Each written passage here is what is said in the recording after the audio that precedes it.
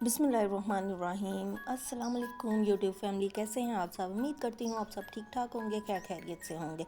सबसे पहले तो जो भी मेरे चैनल पर नए हैं तो काइंडली चैनल को सब्सक्राइब करें और साथ में लगे बेल के बटन को भी प्रेस करें। चलो जी वीडियो शुरू करते हैं। चैनल तो आपने सब्सक्राइब कर दिया।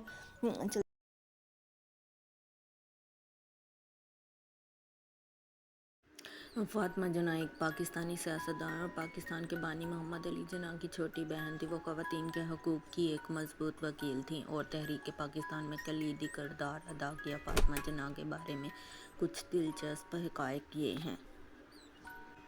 वो कराची हिंदुस्तान में पैदा हुई और मोहम्मद अली जना की सबसे करीबी बहन थी। इन्होंने दंदान साजी की तालीम हासिल की और एक दंदान साज बन गई। बम्बई में अपनी प्रैक्टिस कायम की। इन्होंने 1913 में ऑल इंडिया मुस्लिम लीग में शमूलियत इख्तियार की और तहरीक पाकिस्तान में सरगर्म हिस्सा लिया। इन्होंने 1946 के इंतखाबात में एक अहम किरदार अदा किया, मुस्लिम लीग के लिए अहम मुहिम चलाई और पार्टी के लिए अक्सरियत हासिल की। पाकिस्तान के क़याम के बाद वो ख़वातीन के हकूक़ और समाजी बहबूद के लिए काम करती रहीं। 1949 में ऑल पाकिस्तान वीमेंस एसोसिएशन का क़याम अमल में आया।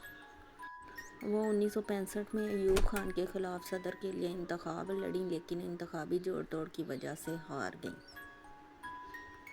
वो 9 जुलाई 1967 को इंतकाल कर गईं और इन्हें कराची के मज़ार कायद में अपने भाई मोहम्मद अली जना के साथ दफन किया गया।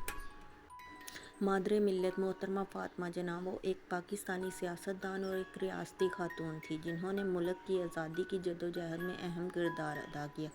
फातिमा जना बानी पाकिस्तान मोहम्मद अली जना की छोटी बहन थी और मुल्क की आज़ादी की तहरीक में इनकी शराकत के लिए इन्हें मादरे मिल्लत के नाम से जाना जाता था। वो ख़वातीन के हकूक़ और तालीम के लिए एक मजबूत वकील थीं और पाकिस्तानी अवाम के लिए कौमी इत्तेहाद और तहरीक की अलामत के तौर पर काम करती थीं। इसकी मीरास आज तक पाकिस्तान में मनाई और इज़्ज़त की जा रही है।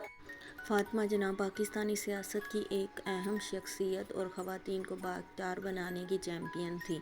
इनकी मीरास पाकिस्तानियों की नस्लों को मुतासर करती रही है।